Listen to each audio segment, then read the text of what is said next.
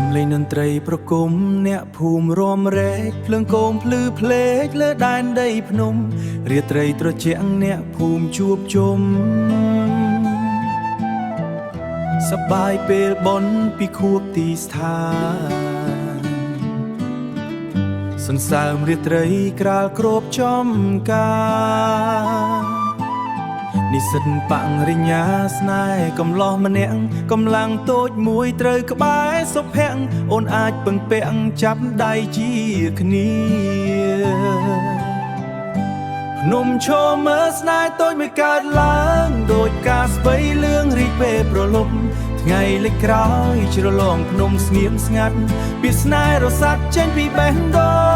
ងខ្យល់បក់លើភ្នំនាំអាប់ស្ដាងស្ដាងពន្លឺរះឡើងចាំងតាមជ្រលងចំការបន្លែស្រស់ស្អាតបំប្រងញើឈាមបងលះបង់លើដីវិជាសន្សំនៅទីក្រុងធំ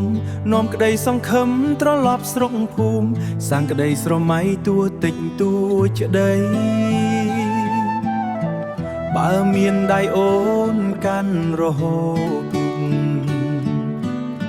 ផ្លូវដីដែលធ្លាប់ដើរជាមួយគ្នាខ្យល់ភ្នំបក់នាំក្លិនផ្កាដូចសំលេងអូនហៅបងពីឆ្ងាយបេះដូងបងនៅតែចាំភ្នំឈរមើលស្នេហ៍តូចមួយកើតឡើងដូចការស្វ័យលឿងរីកពេលប្រលប់ថ្ងៃលេចក្រោយជ្រលងភ្នំស្ងៀមស្ងាត់ពីស្នេហ៍រសាត់ចេញពីបេះដូងខ្យល់បក់លើភ្នំនាំអាប់ស្ដាងស្ដាងពន្លឺរះឡើងចាំងតាមជ្រលងចំការបន្លែស្រស់ស្អាតបំប្រងញើឈាមបងលះបង់លើដីលុបធ្លាក់លើជ្រលងភ្នំស្ងាត់បងនៅថែបន្លែដែលអូនដាំខ្យល់ភ្នំភ្នំនាំក្តីរងចាំផ្ដាំទៅរូបអូនពីទីឆ្ងាយចាំជានិច្ចក្តីស្រឡាញ់ល្អ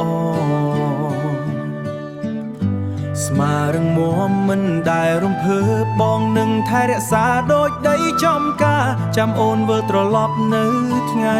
មួយ